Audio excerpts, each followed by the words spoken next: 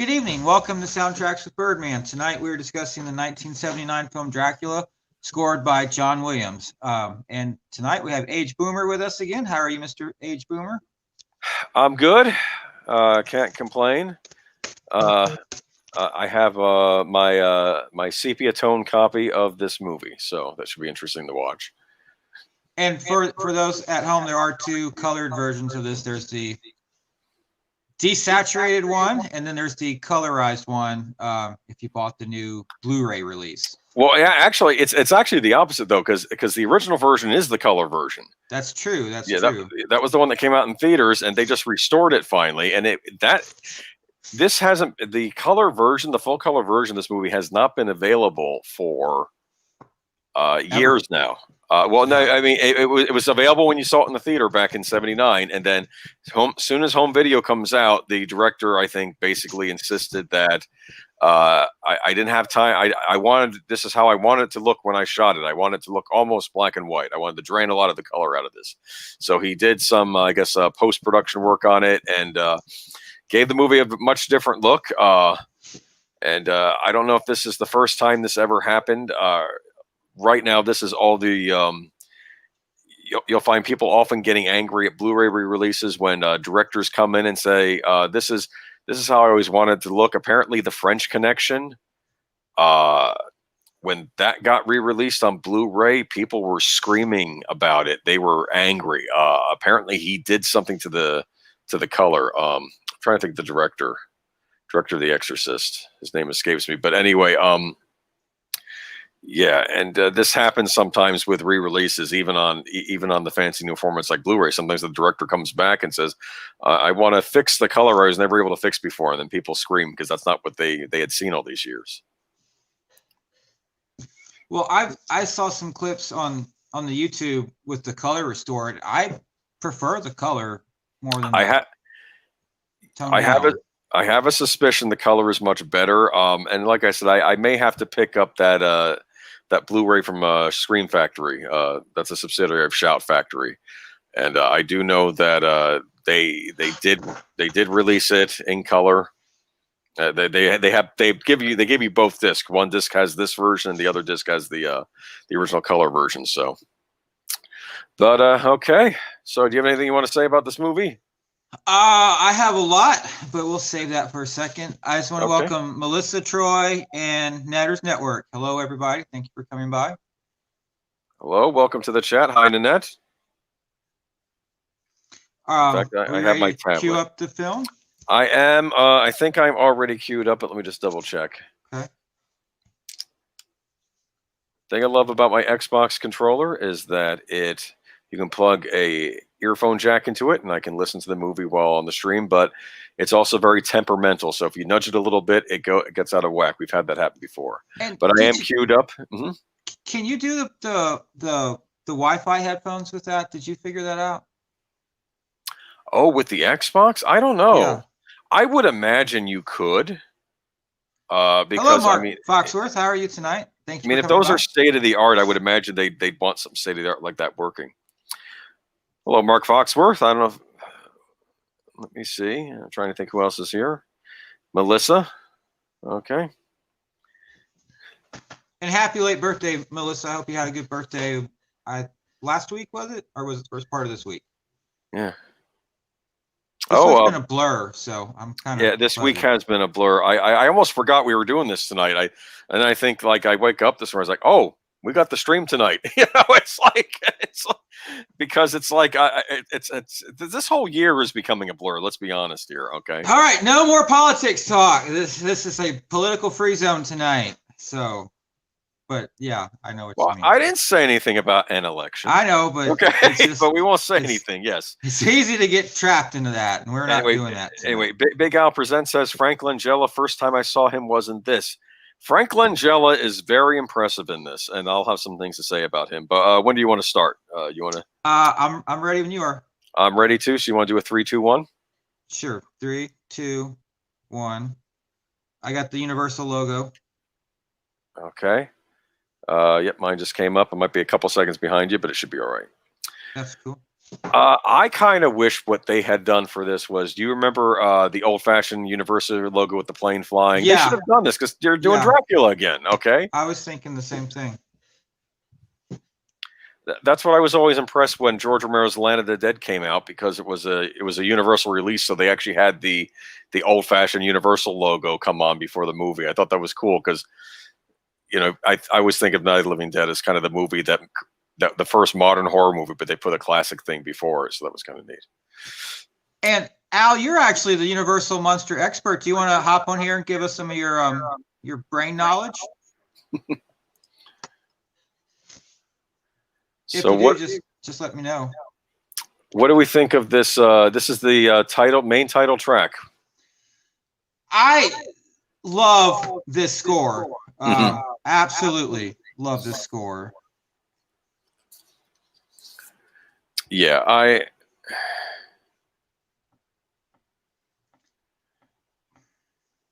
mean, I got this on CD. I think summer of 11th grade, and I wore it out that summer. Oh, really? Cool. Yeah. Oh, did you get it on a vinyl or on a tape? No, tape. I used to get tape soundtracks too, and I'm surprised most of them survived. I used to have the Raiders of the Lost Ark soundtrack on tape. I still have my tape. Close Encounters, I think I had that. That was a big one. But look at this.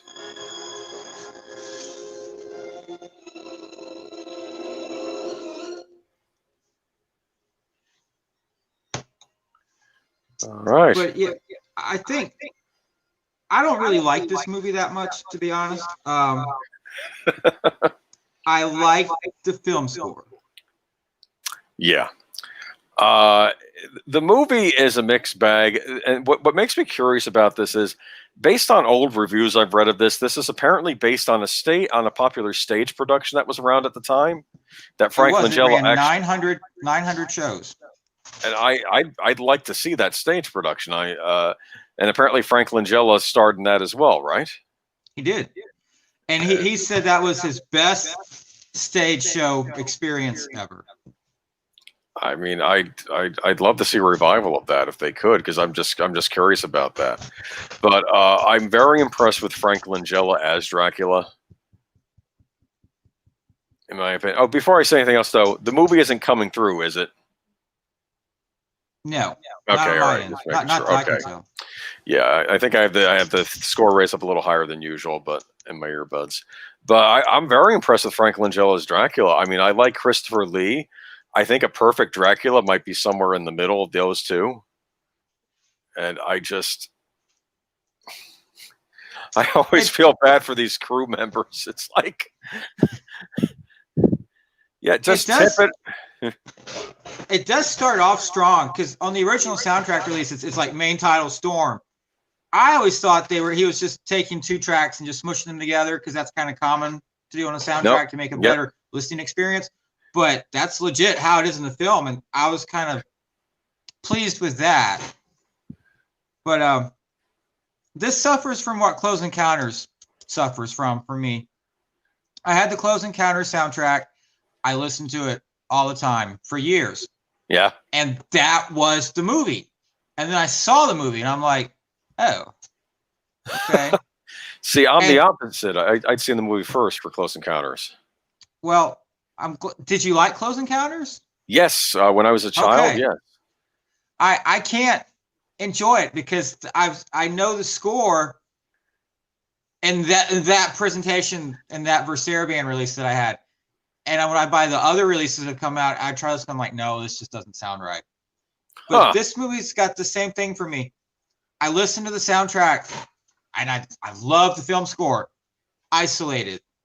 I watch the film and I'm kind of like, I'm just not really there.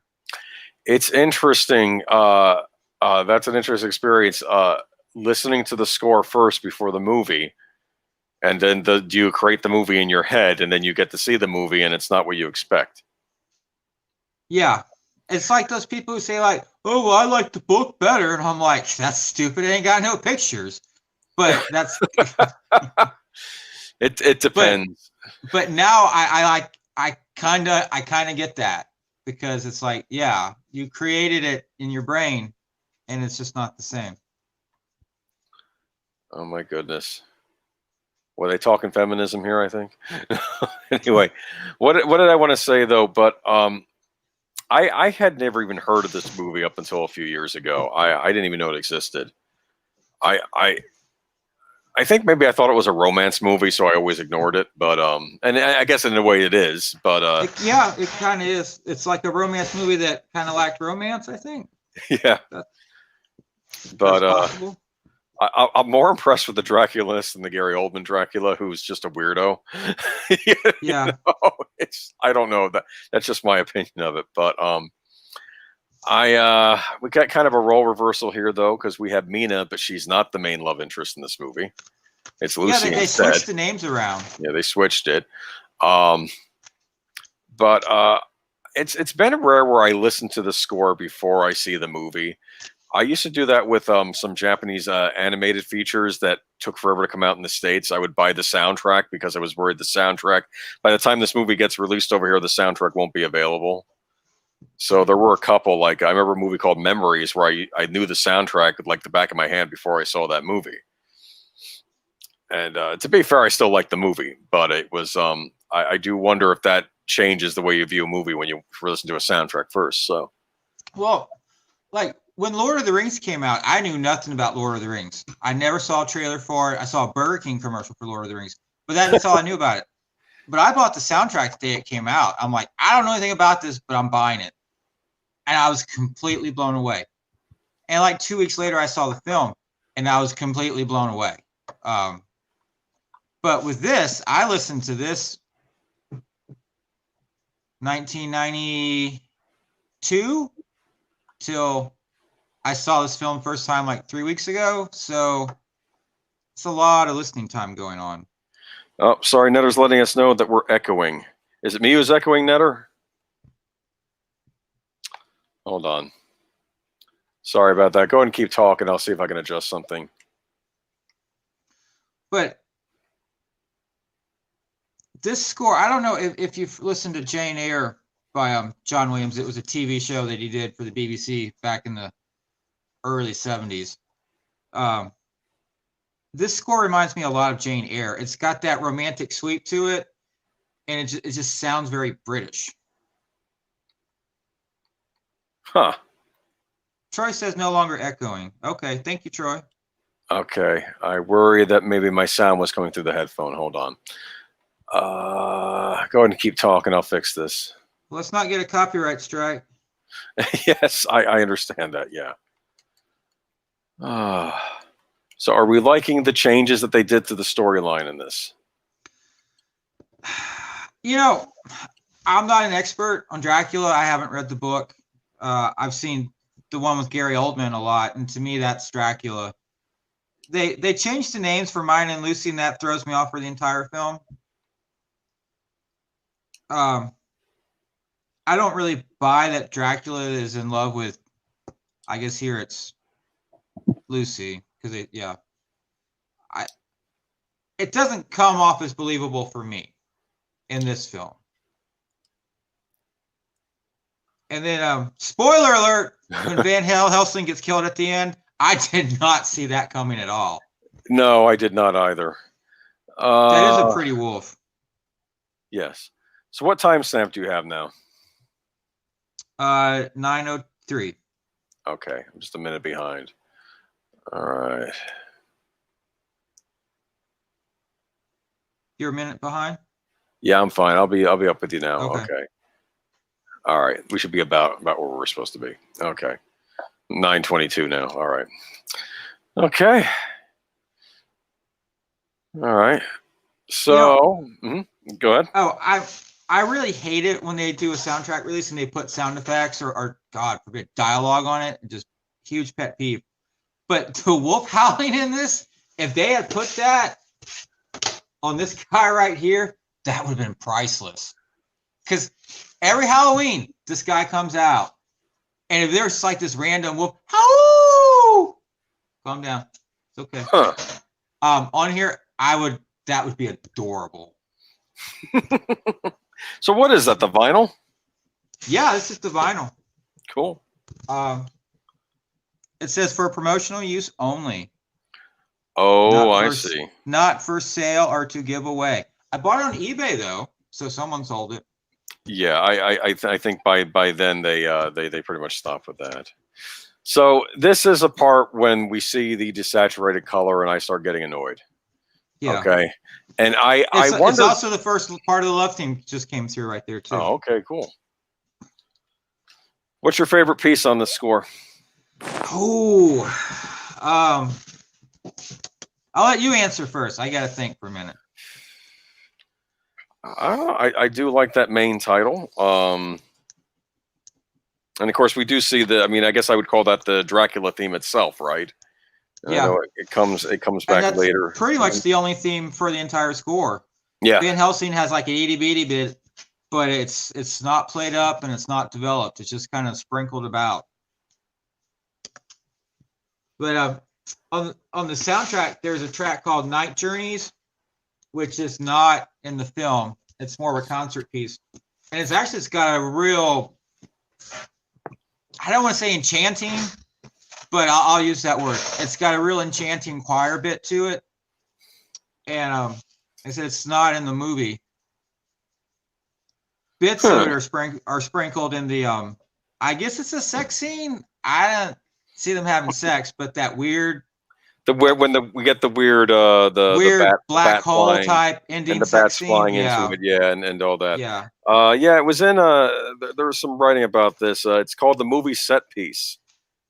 It has many, but this is Reese Binder taking over, folks. When Dracula and Lucy finally make love in a montage firestorm of reds and blacks, musically walking in Wagner's footprints. Okay. Yeah. And the guy that directed that bit did a lot of work for the James Bond intros back in the day. Oh, cool. I know who you're talking about. Is that the man who used to do the set pieces like that going with the opening songs? Yeah.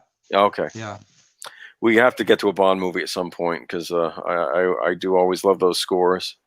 Even bad Bond movies usually have good scores. You know? Are there any bad Bond movies besides Die Another Day? That's like the only bad Bond movie. See, that one's I don't hate that one. I know some people do, but I at least, I mean, it's goofy. I'm not going to say it isn't, but I love the pre-sequence of that movie a lot, where he's in North Korea and just that's okay. That's okay. Yes, it gets silly. I know there's a fencing scene with Madonna, and maybe that should be enough to condemn it. But so who has a mental institution by the sea? I go to that mental institution. I'm assuming or maybe that's just the house. I don't know. That mental institution is actually a hotel. It is the Camelot Castle Hotel in Wales. Rooms range from $1 to $150 a night, and that includes a complimentary breakfast. I would hope so. It was built in 1896, and they have rooms available right now. Yes, but you can't travel to England, so. Oh, I can't. I guess there's that. No. Well, it's okay. I'll just I'll play video games and pretend I'm walking around fake cities. Okay. Does the automobile in this kind of throw you off? Yes. Yes. Yeah. It's I think it's too. I am going to say something I find interesting about this movie, and I know it's shown up in Dracula movies.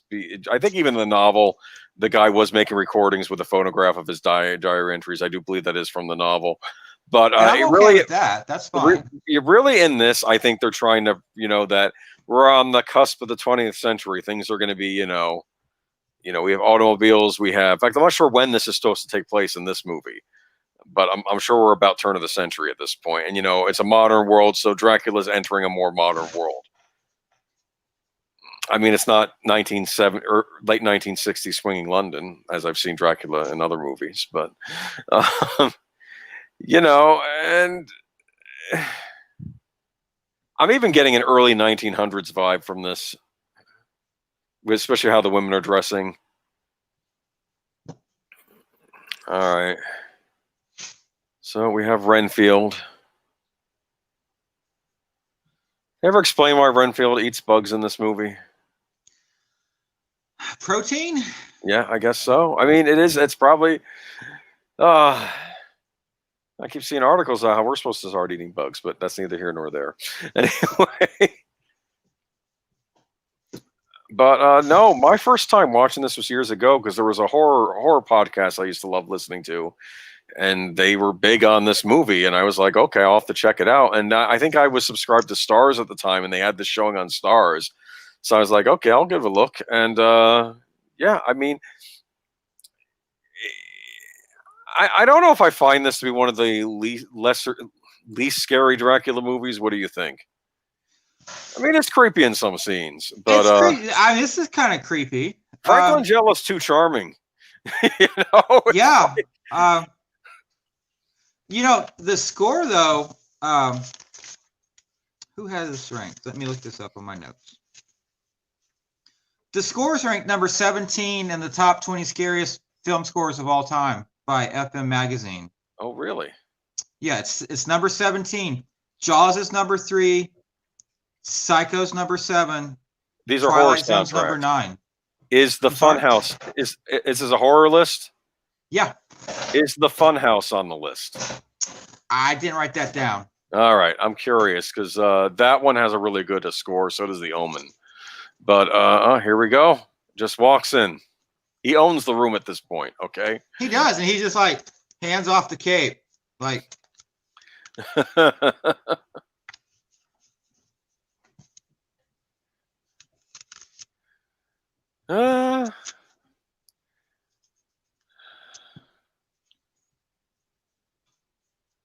I really would prefer the richer color palette.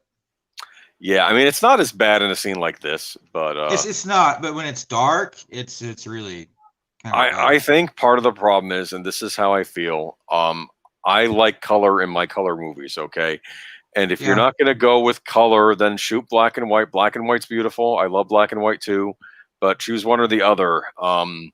They did a remake of Suspiria where they really sucked the color out of it, and which is kind of funny because that's the original is very vibrant in its color, and that was one of the things I didn't like it because I don't know what it is about me, but when I see drained color like this, it's like my eyes are struggling to figure out what's color, what's black and white, you know. But Melissa says Dracula can't love. He's a heartless, cold-hearted monster, a demon. Dracula doesn't care about love. He only cares about blood, death, destination, mayhem, and world domination and more. Yeah, well, they needed a date night movie this weekend. Okay, that's just me.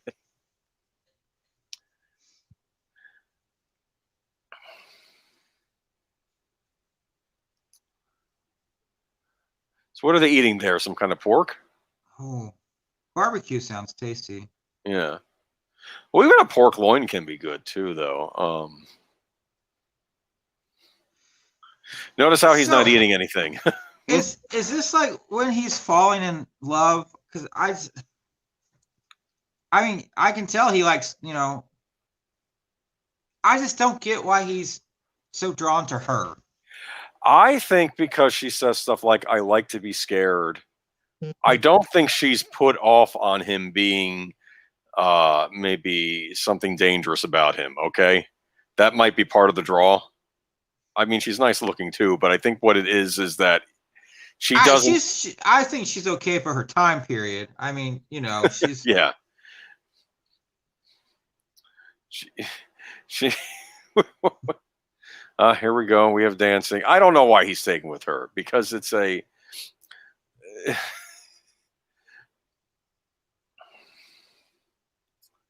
And that's why I'm curious about the play version of this because I'm wondering if it has the same dialogue. Were they going for the same vibe with the theatrical play? Okay, of being more of a romance movie, like a romantic piece. I think this film does play more like a stage play, at least for me. I get a stage play vibe, and I get like a Lifetime Movie of the Week vibe.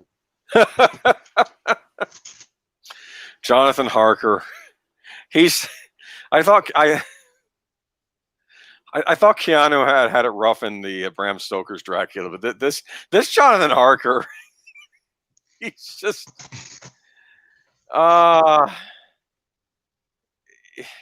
He's got like a 70s haircut going on, I think. He's got it's not just he has 70s haircut. It's just he's not the leading man in this. Let's put it bluntly, okay? You know what I'm saying? It's true. He's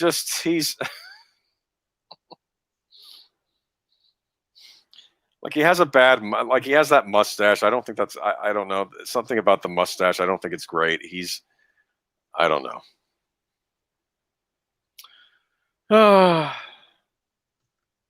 We have Mina, or is that Mina, or is that his? Okay, yeah. Just see in my country. They switched them. They switched the names. Yeah, they switched the names. Me off it's confusing. It's Miss Van Helsing. Okay, so that is Van Helsing's daughter. They made her related to Van Helsing as well. That's why I'm starting to wonder if this is based on the play, because it would seem like in a play they would want to kind of condense characters a bit, maybe. Yeah. I mean, I've seen Dracula perform, but not this version. Okay.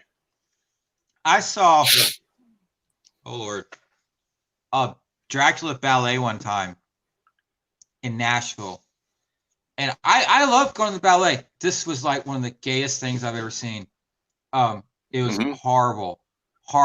I'm like, where are all the girls at? There's only like dudes on the stage and thongs. And I'm like, I didn't drive 2 hours to see dudes and thongs.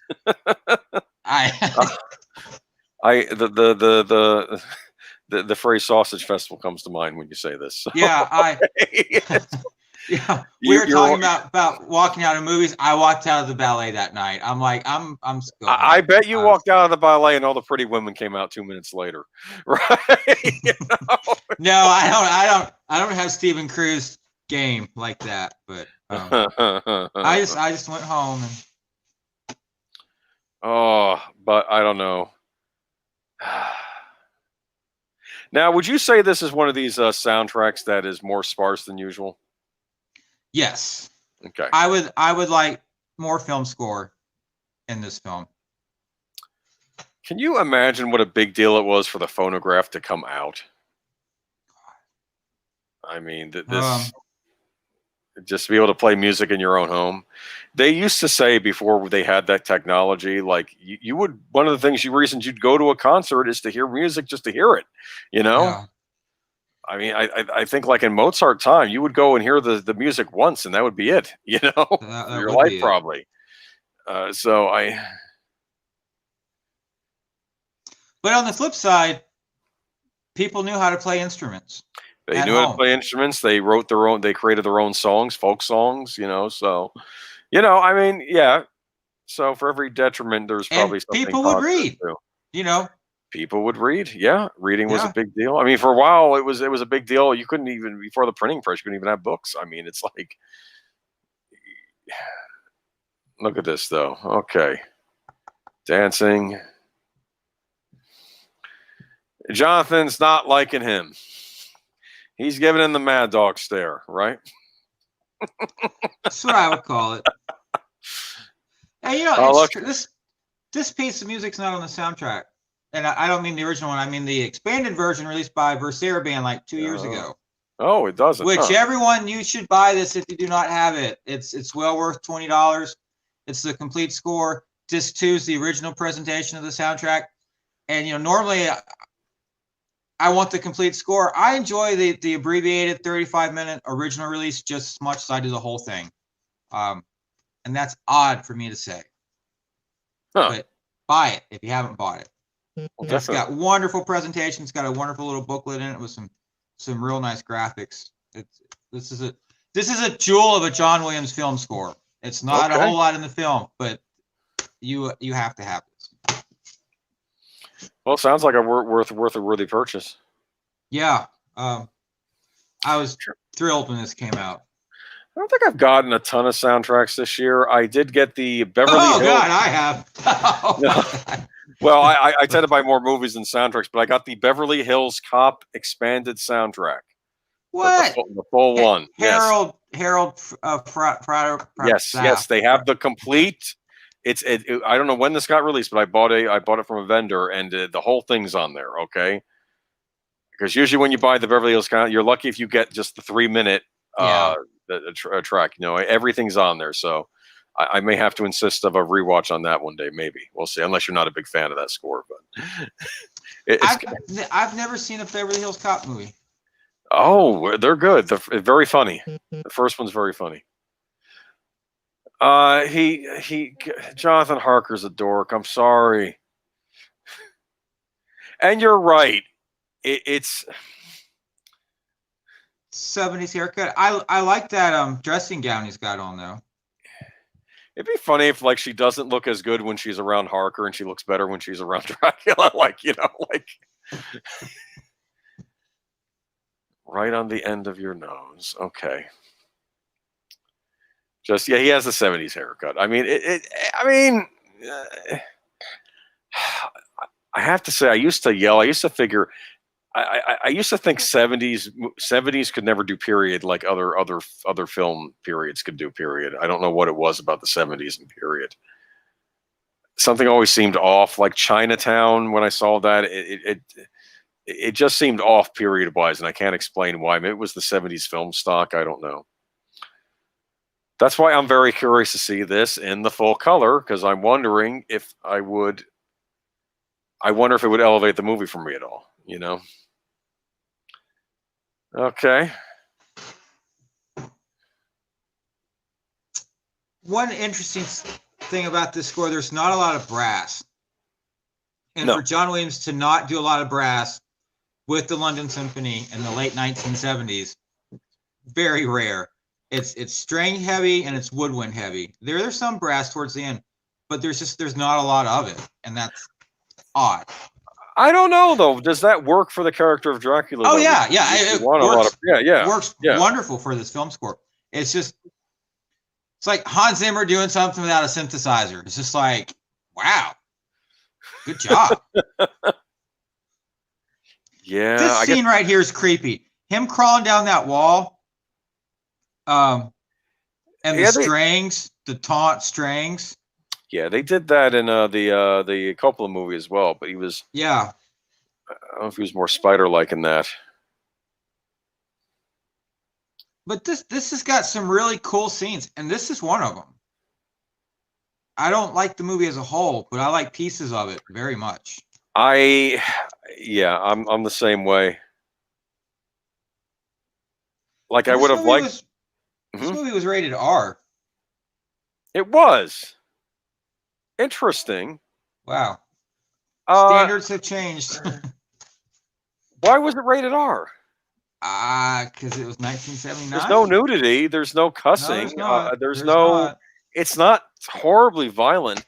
I remember watching an interview on the Spawn DVD early on about Todd McFarlane talking about the MPAA, and he said, basically, you could have a movie set in a cemetery at midnight, and all anybody does in the movie is have tea and crumpets, and the MPAA will still give it an R rating. Okay,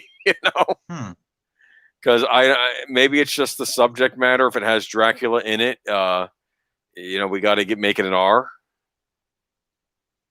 Because if I think back to the 70s, I mean, they would put you would get away with a lot more in PG movies. Yeah. So I am surprised this has an R rating.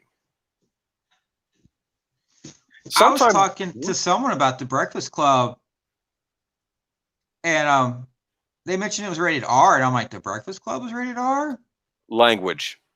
Yeah, I've only seen it on TV. So. That's why language, and more than one F-bomb most likely. If a movie has a lot of cussing in it, it's going to get an R rating, even if there's something else wrong with it. There's this weird thing where a PG-13 movie can have one F word. That's why PG-13 movies, if they use it, they tend to make it they tend to make it count. Like there was one of the X-Men movies where the only F word used was used by Wolverine. Fitting for the character. Yeah, but it's. I mean, I wonder. The morality on that strikes me as odd, because it's like, Well, they're still using it once, so it's like I don't get it. I mean, if they use it twice, I don't know. No, Anyway, this got the 1979 Saturn Awards for Best Horror Film. what came out in '79? Well, there was Hold Werner on. Herzog's Nosferatu. That one then- I'm very curious about seeing because people have been telling me about that lately. I'd never heard of it before, so I am curious about that. Horror movies of '79. Phantasm came out in '79. That's definitely a horror movie. Yes. The Amityville Horror came out in '79. That's a horror film. This is arguably better than the Amityville Horror, though. It did 31.2 million on a 12.2 million budget. So I mean that's decent profit. Yeah, this is a respectable profit, and especially by the ending, I wonder if there could have been a sequel. I read they had planned one, but it just never developed. Okay, so it was something they left open, but they never bothered doing, and then maybe by then, people moved on. Ill. I don't like bug eating. Protein. I really don't. No, yeah, I don't know. Have I ever eaten bugs? I've eaten seafood, like lobsters. I guess those are bugs in a way, or maybe not. I don't know. You must have patience with me. Okay. Do we buy Dracula's promise that he would have made Renfield a vampire like him? I don't. I don't think so. I think he's got the wrong plumbing for him to do that. Well, I remembered in the '90s there was this kids Dracula show, right? Okay, and it was Dracula was still alive and well, and he was running an evil corporation. And it's about these kids and like their uncle Gustav, who was descended from Van Helsing, and they were always trying to stop him. But of course, at this point, people didn't believe in vampires anymore, and Alexander Lucard was considered a respectable businessman. Leave him alone, But the one thing about the Dracula on that show was if you were a good worker for his corporation, like if you thought you were intelligent and of worth, he'd make you a vampire. That was what I thought was interesting. I'm giving you a promotion. What do you mean promotion? Then his fangs come out, and it's like, oh Lord. Yes. It was a kid's show, but I kind of liked it. There was an episode where one of the scientists had invented a vampire gun that would shoot out sunlight at vampires. Oh, you mean like a flashlight? Like concentrated sunlight, and I thought that was kind of interesting. The guy was using science to figure out a way to kill vampires. It was interesting. All right. Do you not think this scene would be more tense if it had some very foreboding music behind it? Yeah, it's. I see Donald Pleasance slapping around. Donald Pleasance, I can't take seriously in this movie. He's always eating something. He's like a kid. He's like a grown child in this. He's the guy from Halloween, right? This guy from Halloween. He's been in a lot of films. He's a great British actor. He but in this he's kind of goofy. Dr. Stewart, right? That's his name. Yeah. Okay. Well.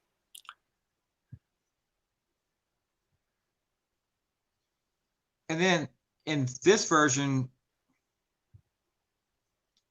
Lucy is his daughter. Yes. They changed a bunch of stuff around. Yeah, Dracula is a terrifying monster. That's what Melissa Harris says.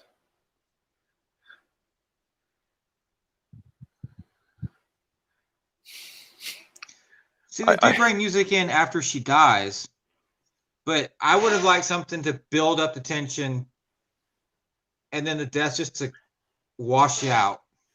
Yeah. I don't know. I was making a joke recently because there's this subgenre of vampire movie in the '70s called lesbian vampire movies, Oh where the God, vampire is, really? yes, and you know what that's an excuse for, okay? But anyway, but I make a joke that if it's a male vampire, he comes after your women. If it's a female vampire, she's going to come after your women too. You know, it's like you can't win if you're a guy. It's like you're just I sad, went Jonathan Harker, eating your sad breakfast. Okay, I what? went out on a date in college with this girl, Uh-huh. really cute girl, Yeah. very attractive, and we're sitting there at Olive Garden eating, and this guy walked by, and she's like, oh, he hates me, and I'm like, he hates you? Why? Oh, he caught me in bed with his daughter, and I'm like, wait, what? I was like, what? Okay. Whoa. Okay.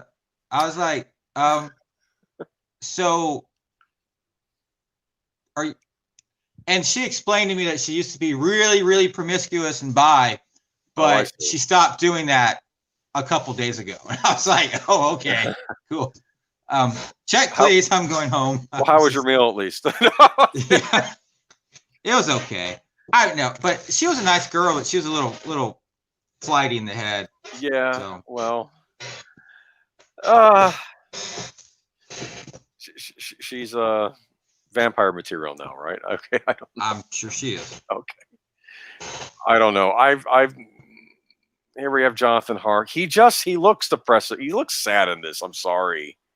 He He does. looks like a guy that's going to get cheated on. That's what he looks like. That's what he looks like in this. Okay. Ooh, I'm ooh. sorry. I'm not going to say. I'm not going to say what. I'm not going to use that word. But you know what I mean. It's like Dracula. Okay, I'm going to go out of town. Okay, I'll invite. I'll give a dinner invite to. Oh, I like this. He just walks in. You know, you're on the same spot as me, right? Yeah. He's just. And like I gotta. here, it's very dark film print. Yeah, it's and if you're watching, even did you rent it or did you I just bought it from Google. bought it from Google? Yeah, and it's probably the old print, and this is technically a remastered print you're looking at. It's just a remaster of the print that he drained the color out of. Okay.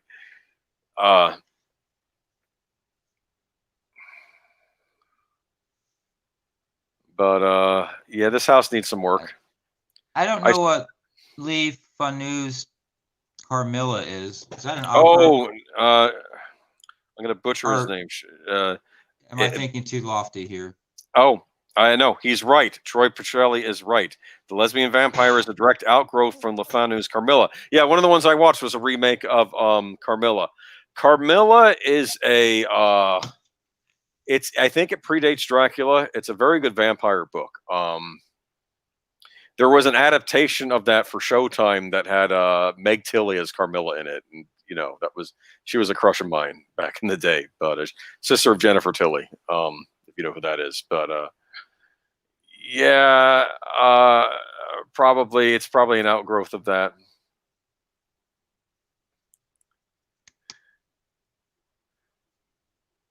News.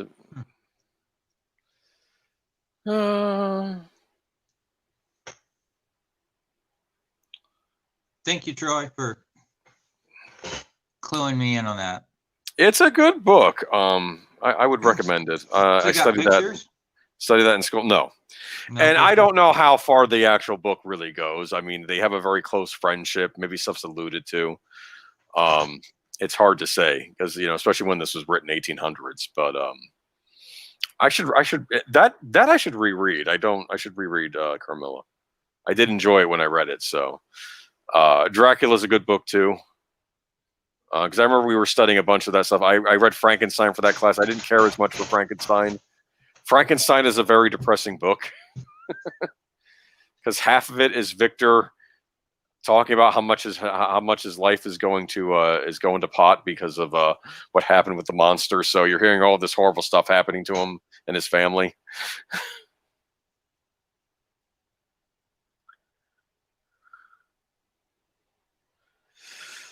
Imagine this film just for a second. Dracula's got a theme. What if Lucy or Mina? I mean, whichever one I get confused. Mina. Mina. Mm-hmm. Well, in this one it's Lucy. Yeah, well, this one's Lucy. Yeah, she's the love Yeah, interest. okay. Yeah. So Lucy had a theme, then Mina had a theme, and she gets killed, but then she comes back. So she can still have a theme, and then you could pervert it when she comes back as a vampire. That would be cool. Yeah, And then that would make sense. Van Helsing had like a full blown theme. And you could intermingle that with Dracula's theme when they're fighting. And I don't think Jonathan needs a theme, but that's my spotting session for this film. More themes and just work them together more. But like you said, they were usually sparse. I mean, if I'm looking, a lot of these tracks are very short too. They are. Ones that are like a minute 40. Mina Impaled is a minute 47. Oh yeah, don't take long to impale someone. Well, that's true. The whole LP is like 35 minutes on the original release, and I think the whole score is like 70 minutes, maybe. Yeah, this is a review by Sean Rogers of Set the Tape. He was talking about the Saraband release. That's the one you have, right? Yeah. Mm-hmm. And which not only features new remaster of the original 11-track release, but an all-new 26-track version with many new tracks and cues never heard before, mixed by Mike Matessino, who has done a fantastic job. And this soundtrack is Williams' finest. 2 years before he penned the scores for both Star Wars and Close Encounters of the Third Kind, a year before he brought us The Fury and Superman, and 1979 gave us Dracula, and yet so many of the reviews of this film give the soundtrack little more than a passing mention, an oversight that is high praise due to be set right. And thanks to Varis Saraband, we can now highlight one of the more overlooked scores of Williams' prestigious career. Yeah. I'll be blunt. When you first mentioned it, you were like, let's do Dracula 79. I was like, why do you want to do that? And you said, Williams score. Oh, okay. This is one of the few horn pieces in this score. Mm-hmm. I'm thinking, has Williams scored many horror movies? I mean, I guess Jaws is kind of a horror movie. 2. I guess we can probably consider Jaws a horror movie. If we think about it. Oh, yeah, then 3. If you count Jaws. Jaws is a horror movie. I think it's close enough. This and The Fury. Yeah. Which has a wonderful film score, too. Have you seen The Fury? I need to rewatch The Fury. Is that about telekinesis? Yes.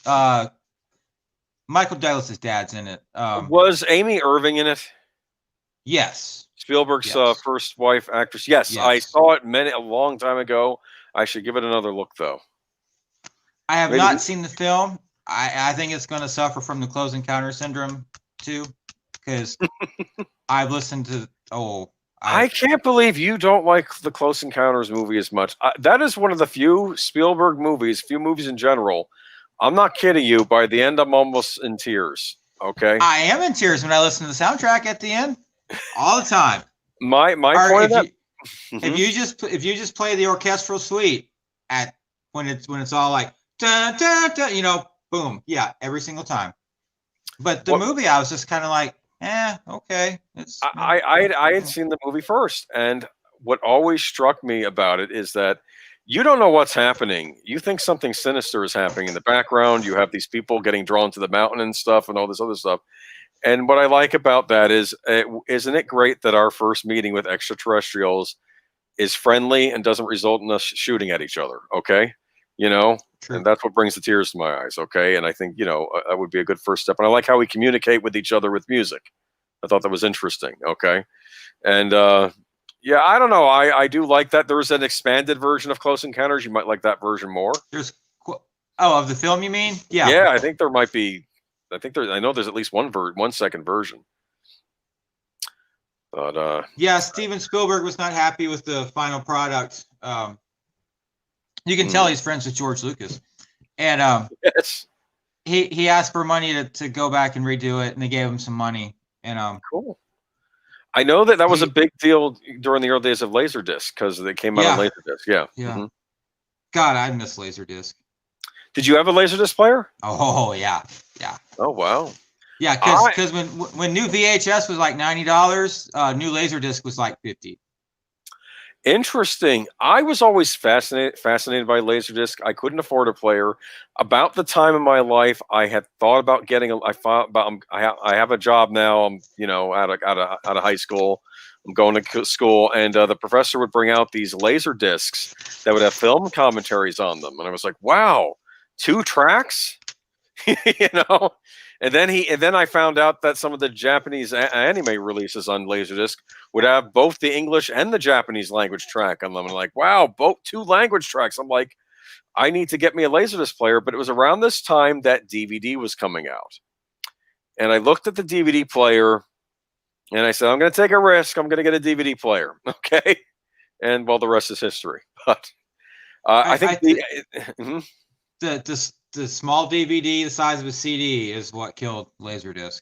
Yeah, the fact that they figured out how to do dual layering, because the original DVDs you had to flip those too, like laser discs. Yeah. But they figured out how to do dual layering was a technology I think Warner Brothers came up with. That's why when you have DVDs, when you're watching a DVD and it has that slight pause somewhere in the middle of the movie, I believe that's going to the second layer. I could be wrong. I'm not sure how that technology works, but I think that's a result of the dual layering, which isn't a problem for Blu-ray, of course. Now that's a whole bunch of candles. I'm thinking that's a fire hazard. Probably so. This is the scene you sent me where it's on the disc when it's in color. Yeah. And I'm sorry. It makes a huge difference. I don't even think you can see the spider hardly in this that version. Shot of walking. that spider web, that's awesome. Yeah, but it's like in this, it's like, oh, okay, I guess that's a spider walking across. And one thing they do. Oh, I never noticed that before. Holy crap. Yes, yeah. Ooh, you noticed it in the color version. And when you see it here, it's like you have to strain your eyes for it. And I wish directors would stop actually, correction. You want to mess around with your original movie, go right ahead, but just make the original version available. Something that Steven Spielberg did that I gave him credit for was when E.T. came out on DVD finally. They had done the re-release in theaters, the special edition with the added computer graphics with E.T. and all that other stuff. Yeah. When they went to release it on DVD, the original plan was that Universal, whoever was releasing it, were going to do a special edition that came with both cuts, and then the standard was just going to have the new version they released. Spielberg stepped in, said, I don't care which edition of this you're releasing, they have to contain the original version, because when people go to buy ET, they might be expecting to watch the movie they kind of grew up with, okay? So they included both. They included both, and that's all I ask, okay? I still have yet to watch the newer edition, actually. I saw it in the theater. I was like, what was wrong with the old one? Nothing. I will say this: a lot of the times when studios do want to do a broader release of an older movie, they tend to like there to be a different cut. Happened with the Exorcist. I saw that re-released in theaters. They did a different cut of that. They did a different cut of Alien when that got re-released to theaters. And Ridley Scott says, they call it the director's cut. You want the director's cut? It's the version I released in theaters back was that 79? Now that I think about it. 78 or 79, yeah. Yeah, and he said that was the director's cut. That's when I originally released, and he said he did it because they asked him to do it. But he said when he was adding in the scenes that were cut out of the original, he then had to cut out other scenes to fix the pacing in the newer version. It's still a good cut of the movie. I mean, if that had been the version released in 79, it still would have been the legend that it is today. I do prefer the theatrical cut, but it's still an interesting cut of the movie if you want to watch another cut of it. I think the only 2 movies I've seen where the director's gone back and improved them, like legit. Yeah. Aliens and The Abyss. I need to watch that director's cut of The Abyss. I don't think I've seen it. I don't think I've seen The Abyss since I saw it in the original theater when it got released. Alien came out in 79. Now, I'm sorry. This is not a better horror movie than Alien. Okay? No, it's not. Unless you count Alien as science fiction and not horror. It's a horror movie. It's a horror movie. I mean, that's it can be both, sure, but okay. Halloween is 78. When did Carrie come out? Carrie 76. Okay. So I know Exorcist is early 70s. I think the Omen is 76 too. They had a lot of horror movies in the 70s.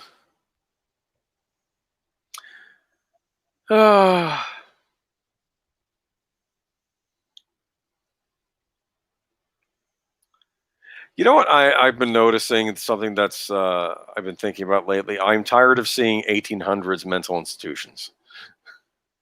Well, we did I do the feel other like Dracula we last saw that week, one and recently. I feel yeah, like I've been seeing them too much. Whenever I see one of these movies, it's you see the mental institution, and it just makes you depressed. Okay, because I know these people aren't getting the care that they would get today, and I know. And the sad thing is, probably at that point, that might have been the best care that we'd seen yeah. for people with mental illnesses at that point. But it just kind of depresses me. The Children of the Night. Yes. What sad music they make. Yeah, she's not even thinking about Jonathan Harker anymore, is she? No, no. What did Jonathan Harker do for a living? Is he involved in customs or something? He's a solicitor, so he's like an attorney. Okay, yeah, okay, all right, that's right. I keep forgetting that. He's not a count.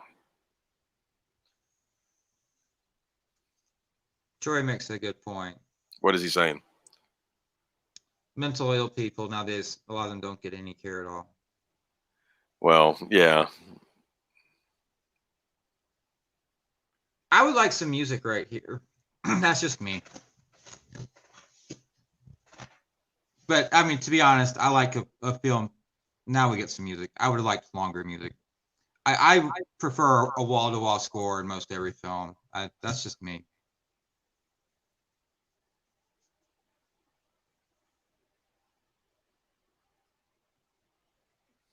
Funny, I'm not seeing Troy's comment on mine. Alrighty. Did you highlight it? No, you did it. I'm just not seeing it in Okay. in my thing. Okay, never mind.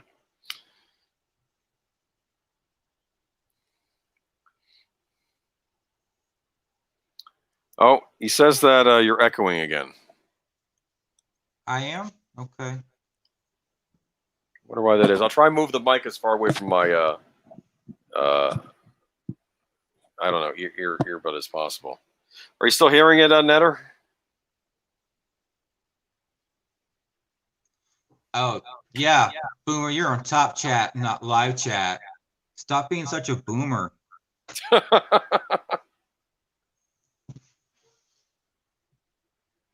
In the show.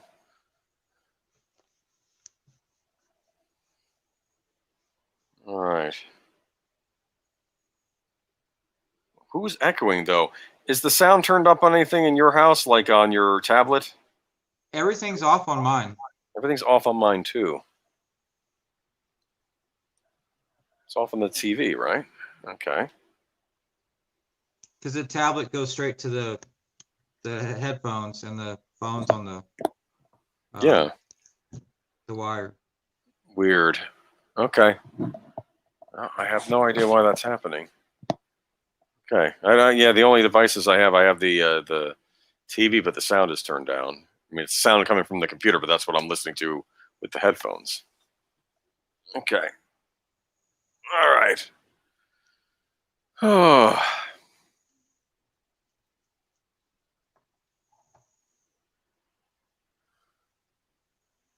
Now, one thing I'll say about Lucy in this, I don't know. Do we get the feeling that she's that upset about Mina?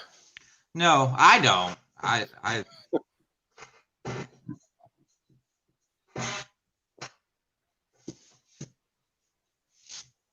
Okay. Netter says it's echoing on your side, Birdman. You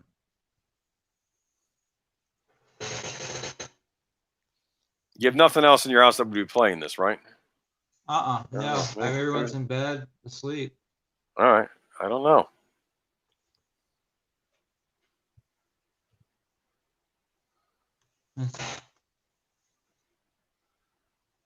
No, sounds completely on the headphones. Okay. I don't know. Maybe lower it a little bit. That's the only thing I can think of. Maybe it's maybe the sound is so loud in the headphones that the mic's picking it up. That's the only thing I can think of. But let's see. How do we like Van Helsing in this? I like Anthony Hopkins better. More than Laurence Olivier? Yeah. What about you? Yeah, I gotta say, I'm gonna say this. I think I know what the big issue I have with this movie is. I think Dracula is the man, and all the other men are like lesser men. You know, like when I think of Van Helsing, I think of a guy that's going to go toe to toe with Dracula. You know, right?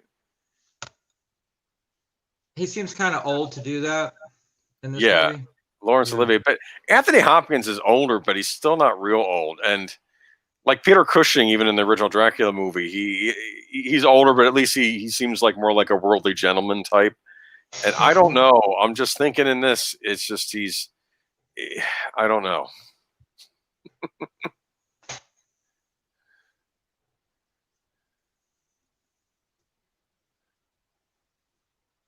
I would have liked more Dracula in this film. I don't think he's in it enough.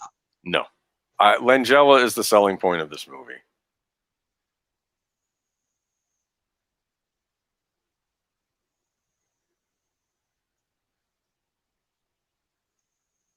It's a gift from Professor Van Helsing. Yeah, he's not liking that. It's like they both know, but they're not letting on that they know. You know what I'm saying, or something.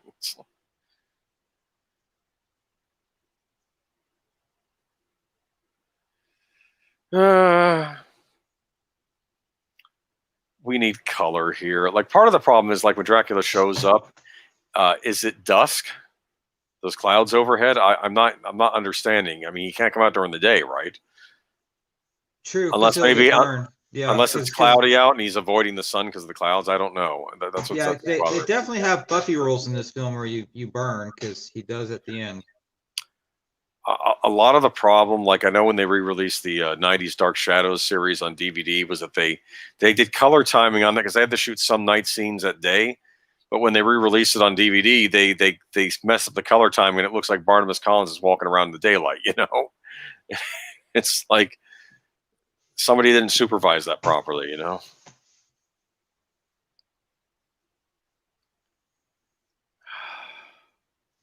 Did you see See what? Tim Burton's Dark Shadows film? I did. Was it worth watching? No, I don't know what went wrong there. I mean, people might differ on the opinion with this. Okay, I am going to say this. I can tell by watching it that both him and Johnny Depp are Dark Shadows fans, but it just didn't quite come together.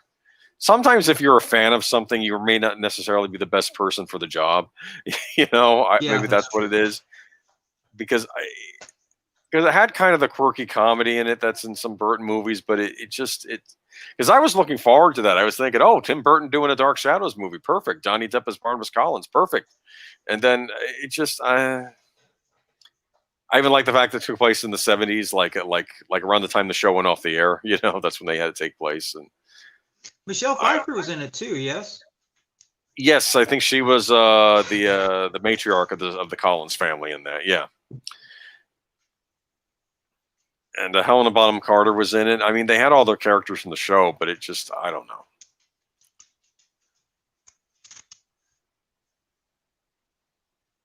It's a beautiful horse. Oh, yeah. I would like some music right here, though. It's a kind of a sparse score. I mean, I guess that was the deal with the '70s.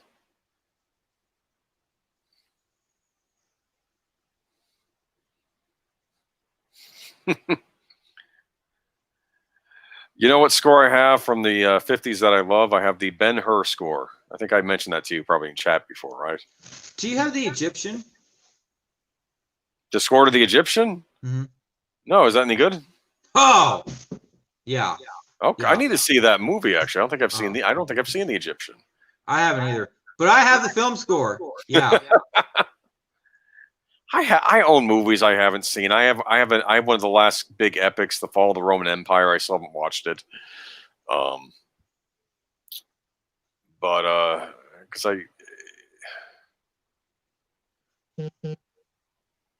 All right. We're getting close to that freakiness scene. Okay. Netter says the echoing's fine now.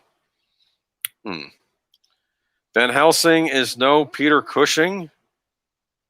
What do you mean? Do you mean the Hugh Jackman Van Helsing, or this Van Helsing, the Laurence Olivier Van Helsing? I don't feel like his shirt should be unbuttoned like that. Yeah, this is.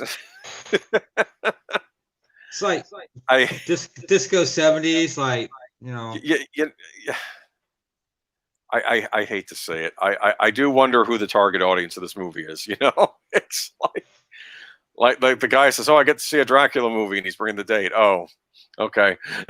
You know,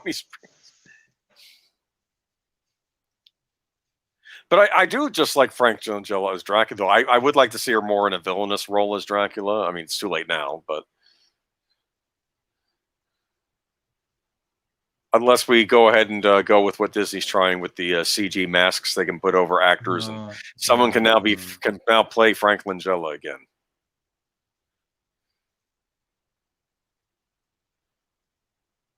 So this is like the love theme, but again, on the soundtrack release, there's a track called Night Journeys.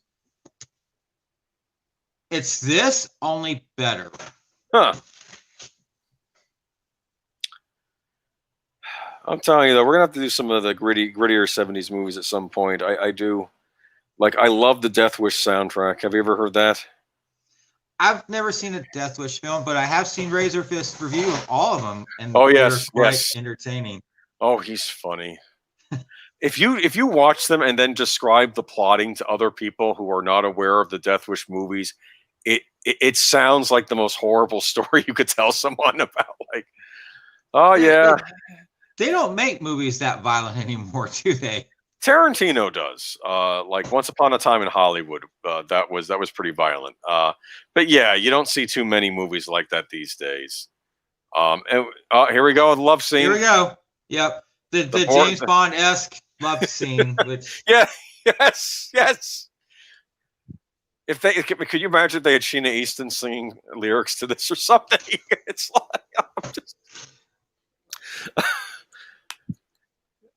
like the two bodies turn into a bat flying, and it's like, yeah, there's the bat.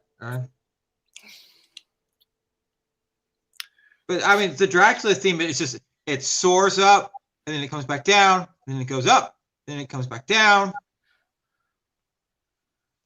Oh. And you've got some distant brass in the background, but the strings just keep driving it along.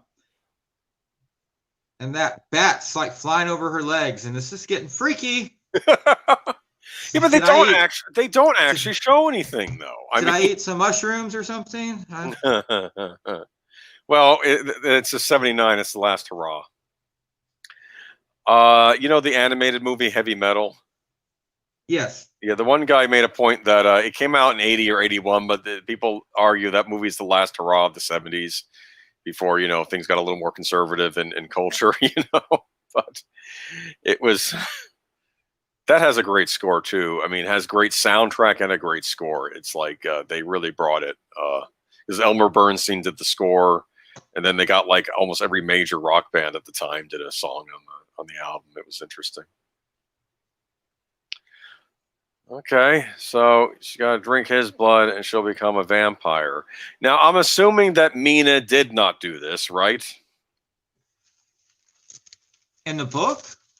No, in this movie, I don't think did he turn her into a vampire like this? I mean, can he just kill people and drink their blood, or does he have to do this to make them into a vampire? The lore on vampires is all over the place, okay? Every movie, it's different. Because, like, sometimes a vampire is just when you get bitten and drained your blood by a vampire, you turn into a vampire too, okay? This is the I Am Legend problem, you know, when everybody turns into a vampire by the end of the movie.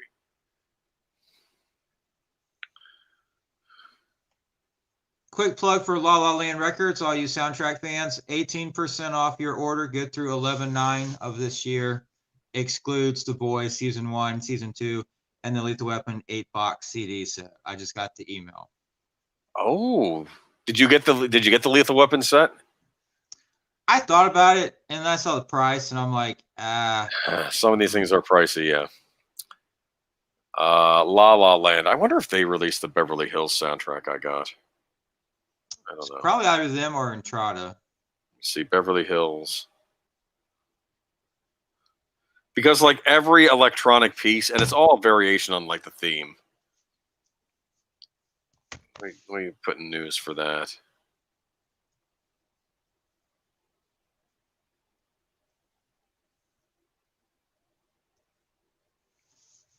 I feel like this scene could have some music going. Like some eerie music? Yeah, that might help.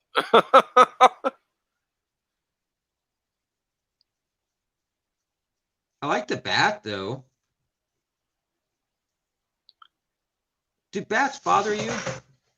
I don't like them, no. They don't bother me at all. I mean, I've never really run into one, though. I'll admit that. In fact, I don't know if I've ever seen a bat in my life up close. Maybe like in a zoo type thing. Right, he is always eating food.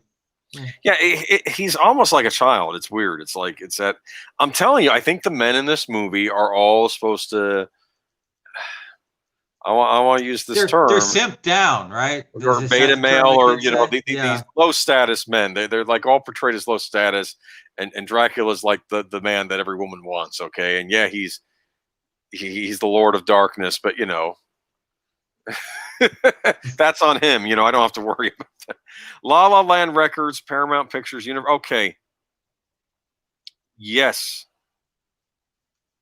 it was La La Land Records release, so that's the one I got. Yep. Beverly Hills Cop 35th Anniversary Edition. That's a nice. If you like the electronic score, yeah, it has every track on it. But it's just a fun movie. If you want a movie that'll put a smile on your face and just put you in a good mood, Beverly Hills Cop, I recommend it. This would be horrifying right here, though. This is creepy. That's his daughter. This is why I'm thinking that this is like. I'm trying to figure out, did he do what he did to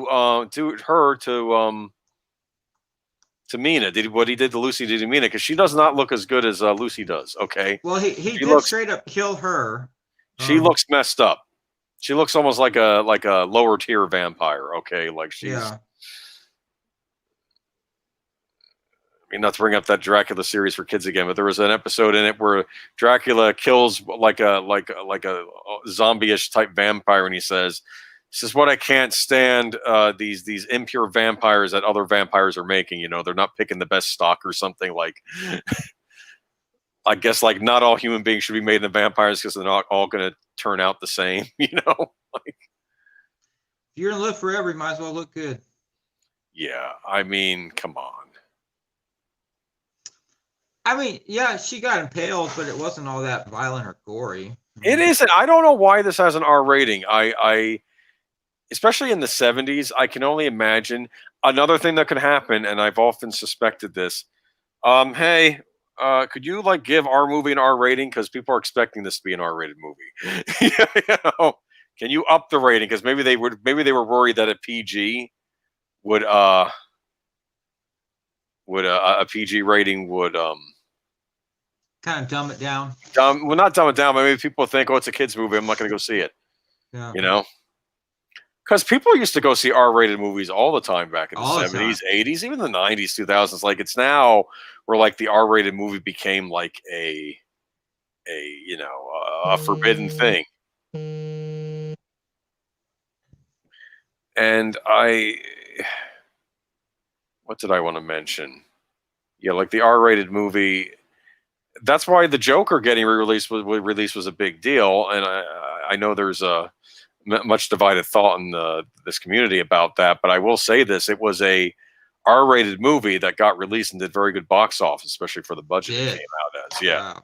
And I don't necessarily want to see them start doing all these DC villain things, as movies. But I do want to see more serious R-rated movies that are meant for a wider audience. But of course, I don't know if we're going to be getting any of that anymore because now we're moving toward everything's going to streaming now, it seems. Netflix looks like they're going to buy the new James Bond film for $600 million. You know, uh, okay, I'll save that for study hall. If that's, I'll look for that news story. That sounds interesting to me. I saw that they were talking about it like a week ago, and they were like we're not paying that, but now it looks like yeah, we might pay it. So That could be a win-win for both sides. But I'll save that for study hall. if they sell it, if they get 600 million, that's about the equivalent of it grossing $1 billion at the box office. So Yeah. um, I'll talk about this more on study hall, but I can tell you that I'll shut up. I don't mean to ruin no. the show. I want to start. You got my mind popping right now. Because I understand both sides, and this may be the thing that saves that movie. Okay, but anyway, I'll keep my mouth shut till study hall. Okay? I don't think anything's going to save that movie. Oh, I don't think it's necessarily going to be a good movie, but I was also expecting it to be a financial disaster. But this could end up helping out both sides. Oh yeah, I think people will consider that a draw to Netflix while they don't have original programming, and that I'll talk about it in study hall. I'm using it all up. Okay. We got 7 Here's people a musical cue for us. All right. What's the name of this cue? It's not on the original release, I don't think. Okay. Yeah, it's not on the original release. Van Helsing downing the scotch while Dracula shows up. Okay, right? And I don't know about people who live in England, but in Alabama, if you walk into someone's house and you just bust up their mirror, they're going to ask you to leave. Well, I'm wondering too, I don't think this movie has the law about being invited in. Of course, he was invited to dinner, right? So maybe that's why he can just waltz in whenever he wants. Oh, that's interesting. If a vampire just gets a written invitation, that probably counts as an invite into the person's house. I didn't think about that. That makes sense. Yeah. On the expanded CD, it's Van Helsing confronts Dracula.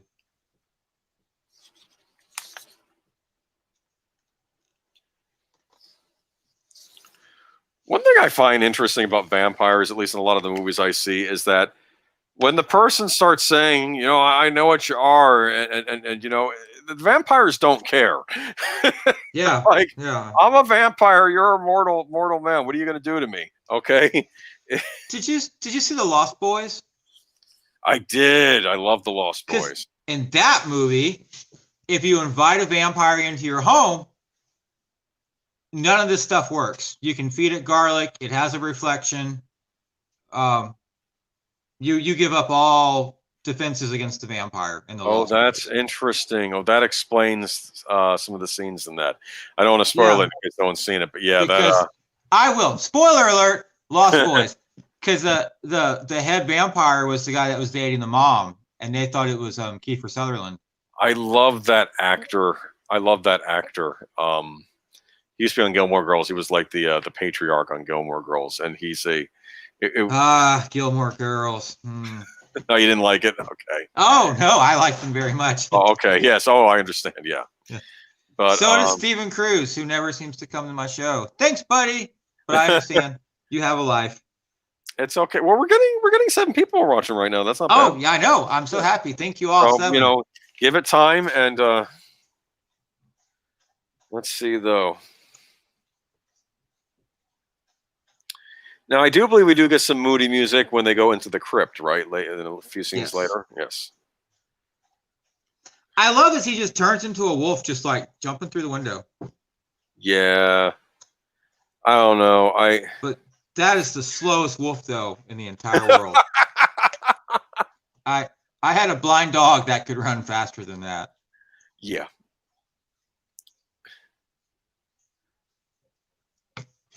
Maybe they slowed it down because then you wouldn't catch it on film, right? So they slowed down the film stock, maybe. When they suck all the color out, it slows it down. I have to say, this is really bothering me. I need to watch the color. I'm going to end up getting this on Blu-ray just to watch the color version because there's no other way I'm going to see it. Do I have to have a special TV to watch a Blu-ray, or? Here's what you have to have. All Blu-ray players are HDMI hookups. If your TV has an HDMI hookup, you're okay. You can buy converter, like things that convert it, but I don't recommend that. I will say this, TVs are cheap now. Best time to get TVs, Black Friday, also around Super Bowl Sunday. That's another good time when they got all the TVs on sale. And if you just want a basic TV, I wouldn't bother with a 4K. I would just get a 1080p because you'll still get the full Blu-ray picture, you know, and it's still HD. But the TV you have in the garage may have HDMI. I mean, I think they were trying to feature that as a standard pretty early on. If it's a widescreen TV, it might have HDMI in it. You'll have to check.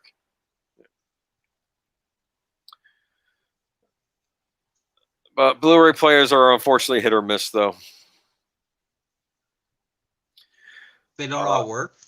They're not all great quality. The best one I got that was a budget one was a Samsung one. I think Walmart was selling them refurbished. It wasn't bad. Newer models might be good. You know, it's funny. Before this pandemic happened, Blu-ray players, I think there were only 3 new models released last year, and people were thinking the technology was getting phased out due to streaming, and that, you know, but then suddenly Blu-ray sales went up after the shutdown happened. Everyone was buying Blu-ray players and buying Blu-rays. So, and I don't know if it's that or if maybe people, like we say on the study hall, people are afraid of what's going to happen with some movies you like if they're not always going to be available on streaming. Even if you buy them on streaming services, maybe they won't always be available. So maybe people are getting wise to that. But and to be fair though, a number of Blu-rays, they also come with a DVD copy, just not specialty ones like this one. I think this one only comes with the but you get 2 Blu-rays.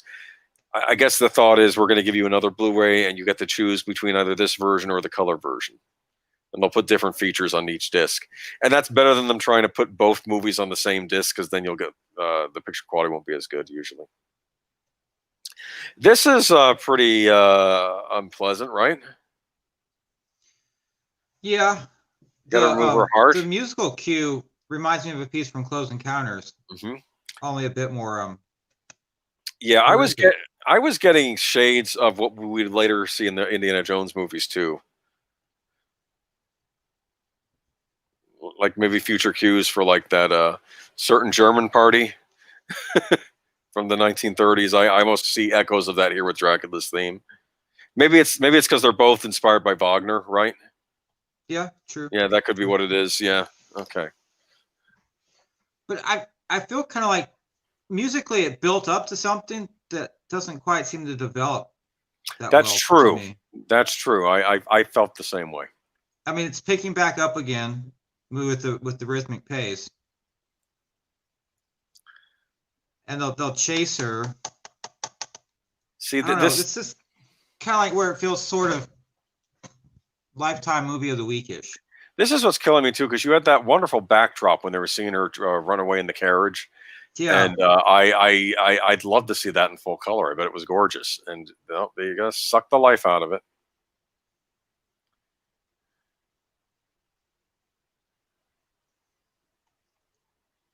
His car bugs me.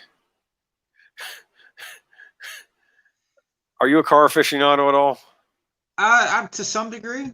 I would rather have seen, like a horse race. Yeah, I know they're doing it because this is the modern world.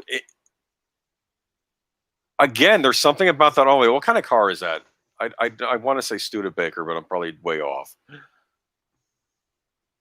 Duesenberg? Yeah, it's something about the car. I don't. It's bothering me. Like that also is like they're infantilizing all the men on some level. That's what it feels like they're doing in this. Like there's something about the car I don't like. I don't know. I wonder if there's like an internet resource that tells you what cars are in movies, like there are that tells you what firearms are in movies. I bet there is. I bet there is.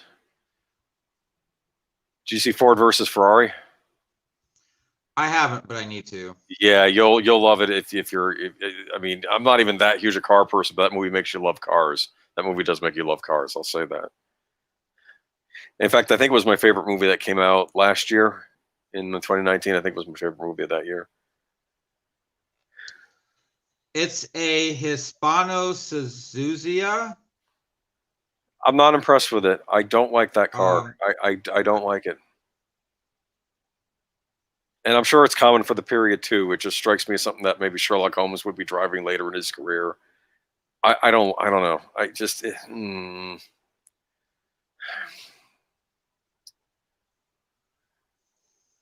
Again, I'd like to think this would be creepy, but I'm seeing a altered color. I'm complaining about the color too much. I'll stop. It's okay. It's okay. But yeah, now this is probably one of the creepier scenes in the whole movie. Probably the creepiest scene in the whole movie, I think. Okay.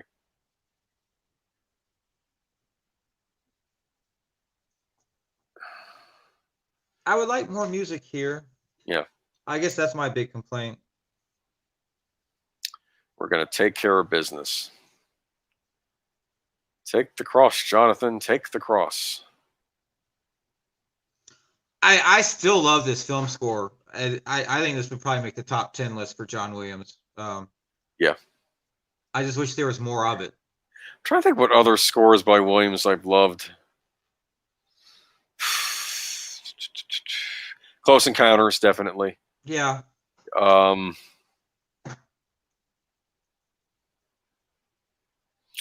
to think what else. Jane Eyre. I really, really adore Jane Eyre. Mm-hmm. All right, here he is.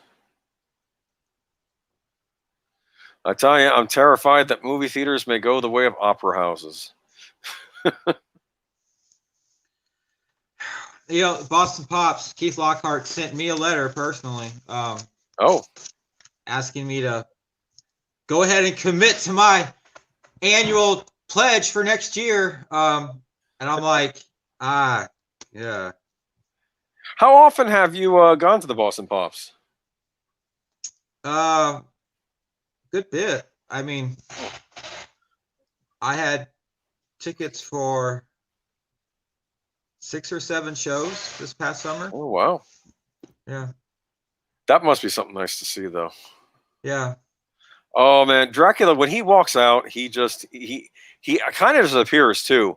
I didn't catch it like the first couple times I watched it. No, he appears out of no. He like it's a very simple special effect, and it works. It's very understated, but it works. Oh, one of my favorite parts of this movie is coming up. Okay. Okay, we have the cross bit, and of course that does nothing. Okay, yeah. I've often always wanted to see in a movie where some guy puts 2 sticks together and says, "That's not a cross; you just put 2 sticks together." It's like, yeah. Okay, but all right now, and this effect, I don't know how they did it. It might be a very simple effect, but I love it when he goes to strike.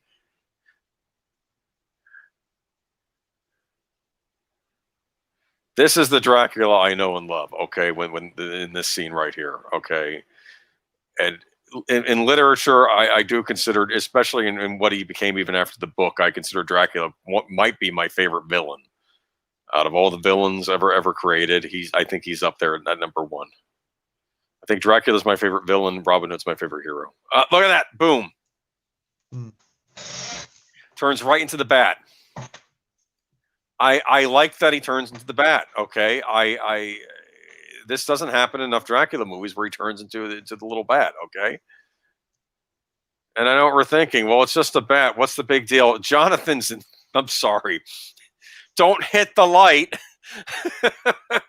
Now you have you never played cricket, boy? You know, I mean, it's just pretend it's a cricket thing. You know? He's not good at this, and then the bat gets on his face, and it's like, that's kind of freaky when that. That's like a nightmare. Okay, I'm thinking rabies.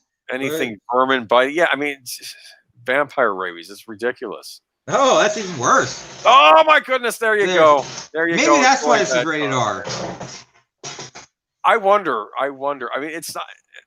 But you know what? You can't get a bat off your face. You know what I'm saying? This. Why is it rated R? Blah blah. Why is it rated R? And I keep saying I haven't seen the color version.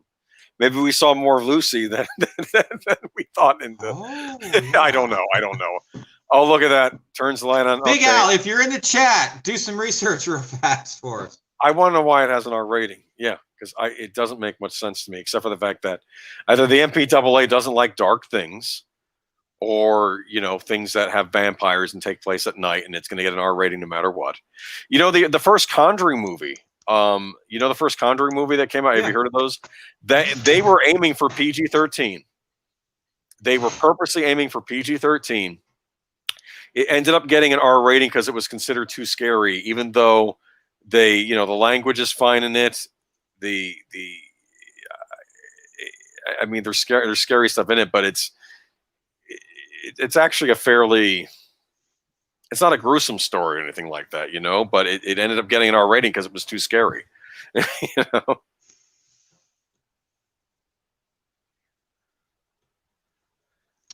Blair Witch, was that an R? That was R rated, right? R rated. That's going to get R rating for language alone. Okay. It's a fascinating movie. I have to tell you, though, on a modern TV. And I was doing research during I think the stream, the Fan Man stream, and I was saying I keep going back and forth. Do I want to get the Blu-ray of Blair Witch because I have my old DVD from '99, right? And every review I read says, one guy said in a review, "You want a Blu-ray of the Blair Witch Project? Get an empty Blu-ray case and cut your DVD insert down to Blu-ray size and stick your DVD in it because that's what you're getting." Okay. He said there's no reason to upgrade. They were saying Blu-ray doesn't do anything to help this movie. It doesn't, because it was shot on really bad digital video back in the day, and Blu-ray is not going to save it. Like they didn't have HD cameras at that point that were available to the public, And at least if something is done on 16 millimeter, it can be rough, but it's still film. You know what I mean? Like I have repurchased 16 and Super 16 millimeter film movies on Blu-ray because the DVDs of them just don't look good on an HD TV, and basically buying the Blu-ray just makes them watchable. Okay. This is why I couldn't stand. Who's that director? Aronofsky. Yeah, Aaron. Yeah, he did that Mother movie. He directed on Super 16, and I have no idea why he did that in the modern day, because Super 16 is the cheaper film alternative when you can't afford 35 millimeter. But you could always shoot your movie on an HD camera right now, and I think it'll still look better than on Super 16. So I didn't even understand if he wasn't going to go with film 35. Why didn't he just go with HD? Okay. Makes no sense to me. Because HD can look good for certain movies. I mean, the newer Bond movies are all shot in HD. Skyfall was shot on HD cameras, and I still think it looks good. I mean, it's for me, it's not quite what film is, but it still has a good look if you know what you're doing. But yeah.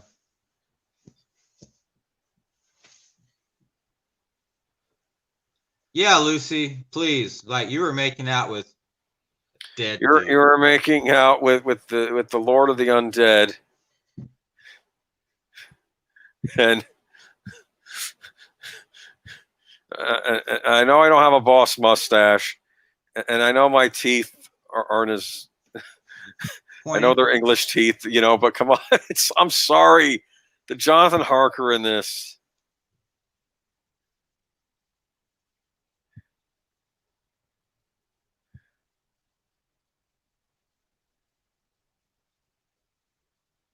She's going to bite you. Those cellos are very haunting. Mm-hmm. Yeah, let me see what they say about this one.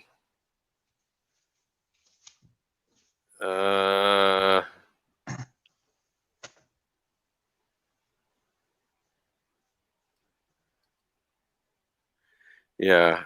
Night Visitor, rising dramatic hue for pre-vampire Lucy, trying to seduce Harker on the old MCA, probably by virtue of being one of the few Dracula-less bits. Okay.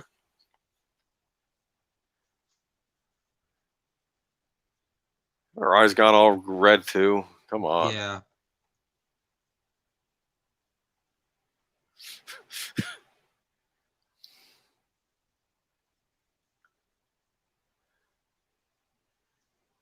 It's weird because we have Laurence Olivier as Van Helsing, and he was a big, major actor. Okay. Yeah. I mean, he played Henry V in the first, I think, color theatrical version of that. Okay. He did a lot of Shakespeare. I'm just. I think he did a film version of Hamlet too. Yes, he did Hamlet. In fact, I think I have the Laurence Olivier Hamlet's Shakespeare set from Criterion. It came with Hamlet. It came with Henry V and Richard III. He was Richard III as well. That's a fun Shakespeare play if you want a fun Shakespeare play, or even just to watch, because he's the funny thing about you can portray enemies of the current crown at that time, because like if you ever notice in Shakespeare plays, I don't think he really attacks current royalty. You know what I mean? Or Well, if he did, he wouldn't have a job. Yeah, or ancestors. But if someone was an enemy of that family, he can do whatever he wants. Or if he can, or if you have Hamlet, foreign kingdom, Romeo and Juliet doesn't take place in England; it takes place in Italy. That's why you're having all these. And I'm not a Shakespeare expert, so don't. But I always kind of like that about it. So when he did a lot of his plays about the royal family, like Henry V and stuff, those are called histories.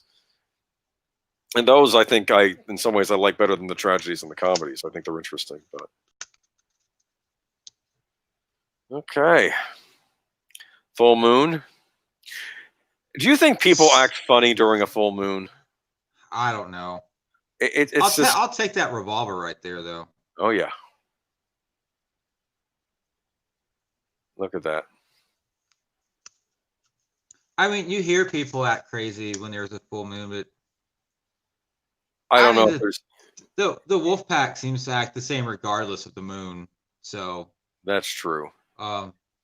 It's one of these things where it's maybe it's just an old urban legend or something, but they didn't. So that's Sylvester McCoy. Yeah, he played the seventh Doctor Who. He played Radagast, I think, in the Hobbit movies. Remember that? Remember those? Yes. So yeah, Radagast the Brown. Radagast the Brown. Yep.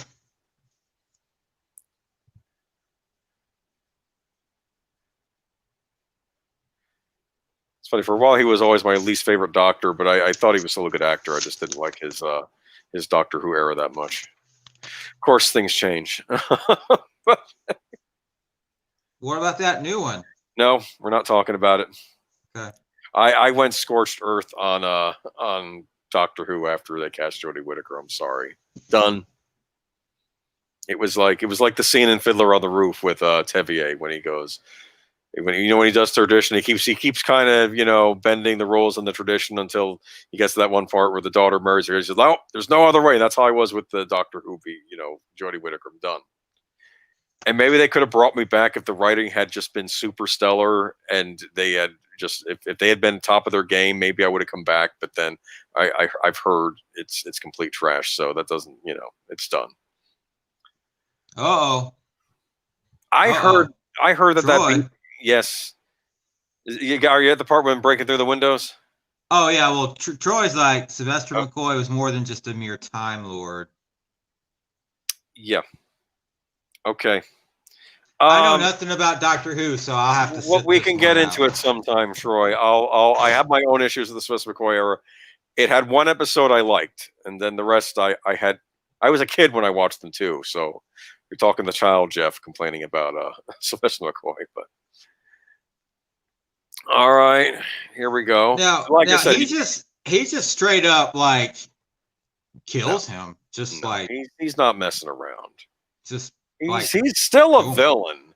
The movie's playing fast and loose because it's like, oh, he's a big lover. No, he's still a villain. He's a bad man.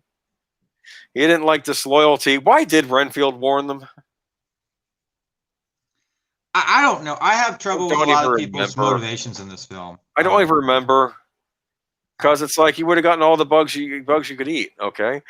If you just stayed with Dracula. I didn't understand it. It's like, I mean, what are you getting out of any of this? Here we go, Sylvester. What is Sylvester McCoy even doing in this movie? He just is hanging around and then he's... I don't know. Okay. Better run. That fog is creepy going backwards. Yeah.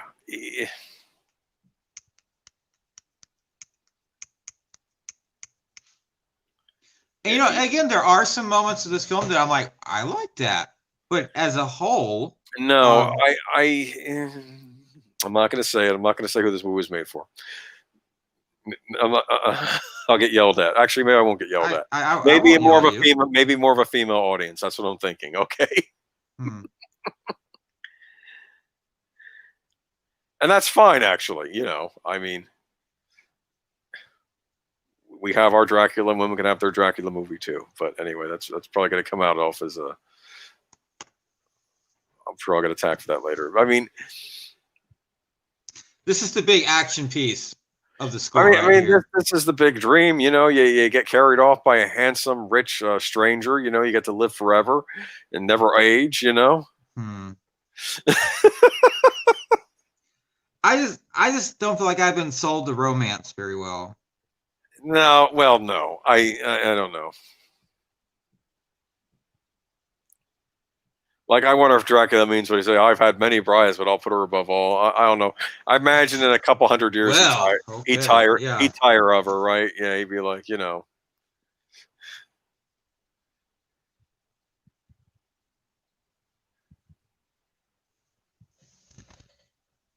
On the Jane Eyre soundtrack, there's a piece called "To Thornfield," and this somewhat reminds me of "To Thornfield."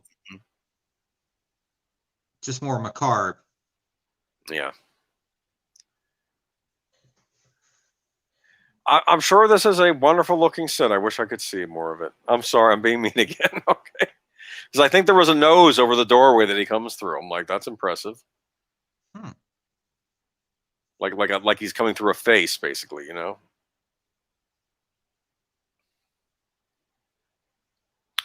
trying to think what the best Dracula movie I've ever seen is.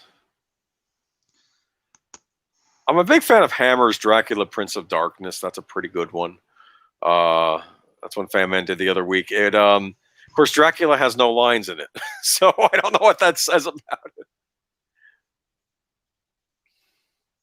Does he need lines in that film? Obviously. No, I don't think so. I mean, I think what makes that movie creepy is that Dracula, a vampire is a monster, and there is an intelligence behind it, but it's an intelligence that you as a human doesn't quite understand. One thing they would do in later vampire movies is that what I would find creepy is that there was once a human being there, and what you're seeing now is an echo of that human being, but it's not a person anymore. Do you understand? And I think that's what can make the vampire creepy, in my opinion. It's something that used to be human, but is not human anymore, and there's still like fragments of it there. But it's a monster now. You know what I'm saying? In fact, it was interesting on I don't know, saw American Horror Story, but they're like the first season with the ghosts, how the ghosts almost seemed like the worst versions of their living selves. All the bad side to your personality. That's what remains. That's what that almost felt like. So here we go. We get some brass. It's a good chase scene. I am impressed. I like this chase scene. Yes. I'm impressed with this chase scene. Not the other one, the Lucy one, though. That was just kind of... We get some action in this movie, okay, at this point.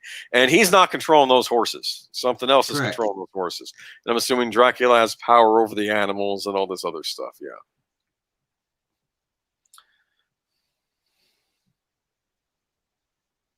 This is one of my more favorite cues from the film.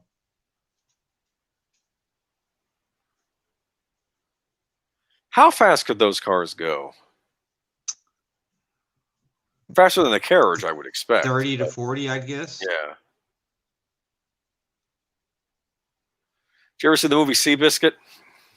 Yes. I love the guy that started Chrysler's in that. Remember the guy drives he drives an automobile to the bike shop. Can you fix this? And he's not selling any bikes that day. And he's like, yes, I can fix that. And he takes apart the whole car. And you're thinking, at the moment, he's thinking, what did I get myself into? Then he manages to repair the whole thing and actually makes the car better. And he figures out how cars work. And then like a few years later, he's running Chrysler. I thought that was the Jeff Bridges character in that. Guy falls off to his death. I feel bad for him. I mean, come on. I do too. He's just some working stiff, and he gets thrown off and dead. Dracula's a They jerk. they should have been thrown from the car as well because they didn't have no seatbelts. Melissa Harris says Dracula's the most powerful vampire in fiction. Oh, Chris P says Ford versus Ferrari was a pretty darn good movie. Yep, I think so. I tell you, there's certain movies I never sprint for the IMAX, but then I see movies like Ford versus Ferrari, and like I wish I'd seen that in IMAX.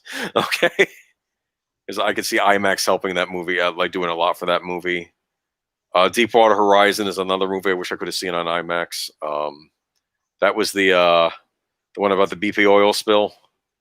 Very good movie. Oh yeah, yeah. I was thinking about a horror movie, but I'm probably thinking something else. Yeah. It is a horror movie after a fashion.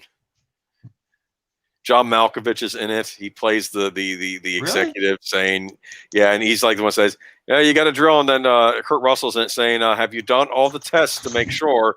You know what I mean? Kurt Russell wasn't, it shows how the whole thing happened. And basically how the, the engineers they bring by are saying, you have to, you have to do more tests. You have to, you're not following the precautions, that you're supposed to be following, and then, well, as the British say, things go tits up, I guess. In fact, I'll say this: a lot of disaster movies, the disaster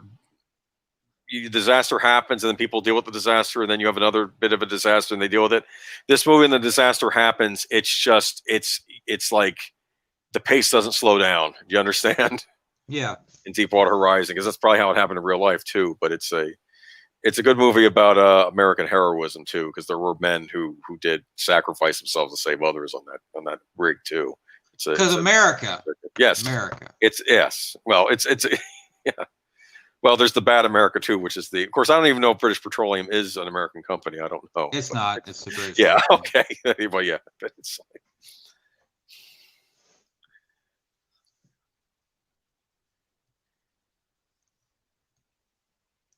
I didn't really like the ending to this film. I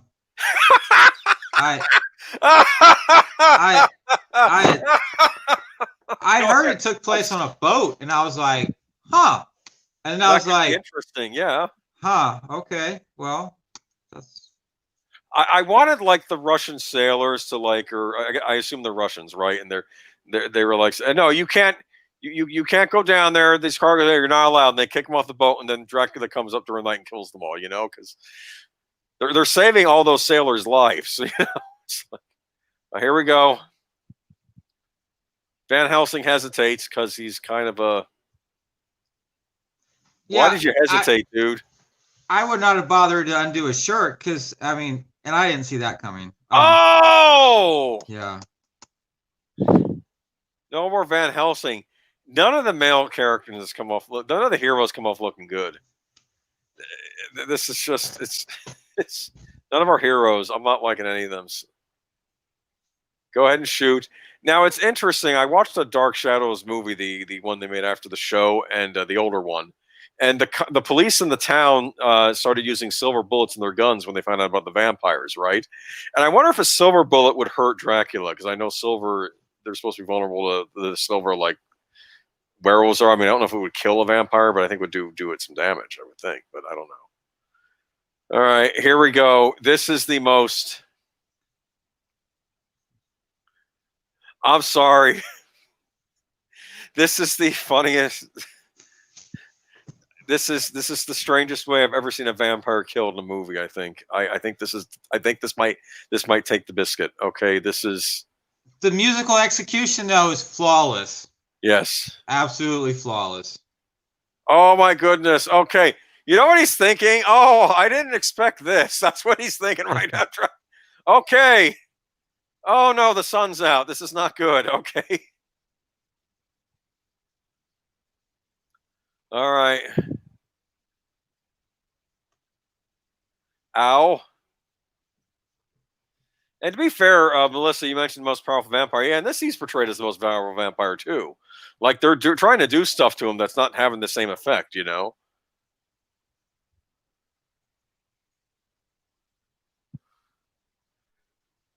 I don't know. Are we liking Lucy at this point?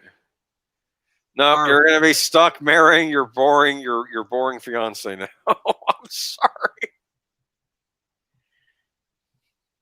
This was a big thing in the '70s, showing that whatever that is, the sunblast. They love sticking that in movies. I don't know why. I think it ages terribly. I've seen it in other movies too. They throw it in there, and I know probably at the time that must have been a fascinating thing they got footage of or something. But it's just, I don't know. Okay, all right. John Williams had never seen a Dracula movie before this. That's fine.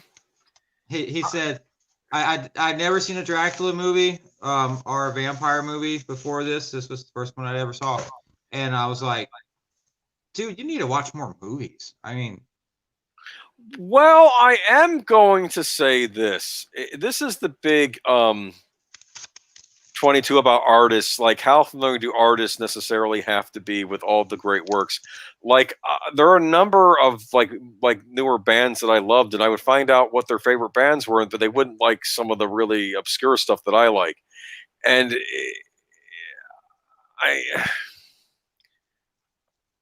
I don't know. Yeah, he probably does need to watch more movies, but I mean, maybe he doesn't. Maybe that's what helps him. Maybe if he watched more movies, he really doesn't. He reads books. So. I wonder if maybe that could be a detriment then to him scoring. Maybe if he started watching more movies, he would start second guessing what he does. Probably so. Because sometimes that can happen too. And look at her smile. And I don't understand this ending. Are they saying that Dracula is running away and surviving, and he's going to come back for her, and it's not over for her yet? Maybe I'd read that they had planned to make another one. She'll suffocate Jonathan in his sleep on the honeymoon or something. I don't know. It's like, I'm not. Okay. Gone Girl meets Dracula. Oh, don't get me started on Gone Girl. That's a terrifying movie. That's a ghost story for men.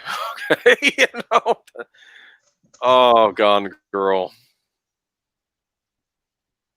It's funny because it has Rosamund Pike in it, and I consider her one of the best looking actresses in the world, but she's terrifying me in that movie. She doesn't look attractive at all. It's like, it's her personality. Crazy girl? She's the crazy wife, yes, and that's the thing. In that movie, she's just terrifying and just nothing. It's her personality, I guess. I have good points in her acting. Her personality like wrecks her looks for me. You know, it's like it's. But yeah, well, that's Dracula '79. But we like the score.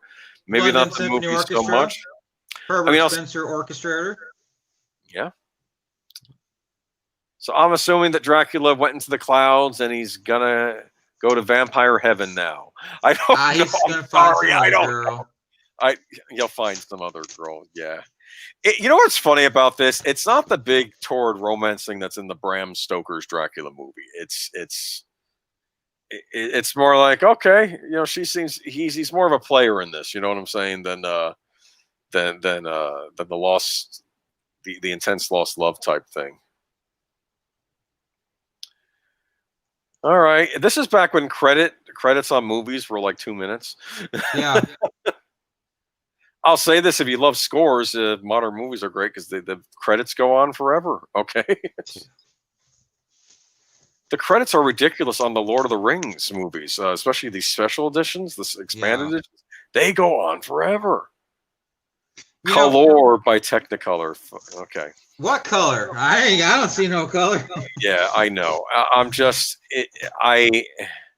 I'm gonna have to pick the. It's funny. You're right. I'm not a huge fan of this movie either, but I think I have to pick the movie just to see the color version. I think I'm gonna end up doing it one day. I'm gonna buy it too. I'll wait for it to get cheap though. Maybe next year it'll be one of the more discounted stuff. Because Shout Factory, they have a horror sale every year. They have their horror movie sale every time around Halloween. And I was tempted to get this, and I would have gotten Count Yorga Returns with it, another vampire movie, and Love at First Bite. Have you ever seen that movie? Came out the same year as this. That's all. Oh, that's funny. Love at First Bite is a funny comedy, not a very politically correct comedy too by modern standards. It's Dracula gets kicked out of his castle in Romania because Romania is communist, and they say, you know, the people's whatever, you can't stay here. So he has to go to America, and it's in the 70s, okay? And George Hamilton plays them, and that's part of the big joke because, of course, what do we know George Hamilton for? Having his, Beatles. That's George Harrison. Oh, okay, sorry. George, they had the tan comedian actor, okay? Oh, okay, okay. And I think they haven't put makeup on to make himself look pale, but that's the joke because, of course, George Hamilton is famous for his tan, and it's a funny movie. There's a scene where he's dealing with the I think the great grandson of Van Helsing, and like they're eating dinner, and like Van Helsing says, "Count Dracula, what do you think of this?" And he pulls something out of his shirt, and it's a Star of David. And then Dracula says, "I think you meant the other one." Okay, because instead of the cross, he has the Star of David. Never mind. It's. Does that work? I guess not. No, it doesn't. The Star of David doesn't work. Okay. That's the point. I mean, I don't know. I don't know when the vampire is supposed to come into being, but because. Well, anyways, well, this was fun. Next week is going to be the Black Cauldron. Do you have that score? No, but I can find it on YouTube. Online. On YouTube, yeah, listen to it online. I actually bought that score. That's one of the ones I bought. So I'll be saying a lot about the Black Cauldron. I'll probably have more to say about that score as well because I do own that one, and it's an interesting score. That's another Elmer Bernstein score, I believe, right? Yes. Yes. Elmer Bernstein, and I'll have a lot to say about the Black Cauldron. That was a Disney flop at the time. That was back when Disney didn't have the name recognition it does now. Of course, maybe we're getting back to that moment. We'll see. But back then, the big thing with Disney was that they had the parks. The parks, I think, especially in those early '80s years, that's a lot. That saved the Disney brand a lot. With the parks, don't so much have them anymore. What the parks? No, they have their Disney Plus streaming though. So I don't know. Okay. All right. Anything else to say about this movie, Daniel? I love the film score, just completely. Yeah. All right. Buy this if you don't have it. Everybody, buy it. Yes, I think I will look into the score as well. All right.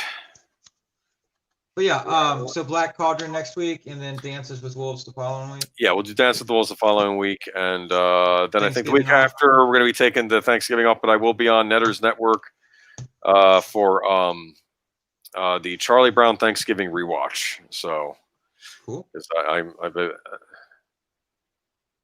I would say do a Race for Your Life Charlie Brown rewatch, but I don't know if that has a huge score or not. Probably not, but I do love that movie. But anyway. Well, cool. This was fun. Thank you for having me. Thank you for coming as always. Everyone, remember, adopt, don't shop, and keep listening to those great film scores. If you catch this on the replay at some point, leave a comment, have a discussion with us about this John Williams score or another score. What's your favorite Dracula score? Leave the comment below. I'd love to hear about it.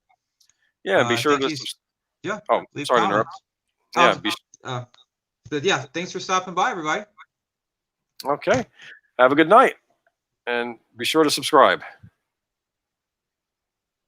Are we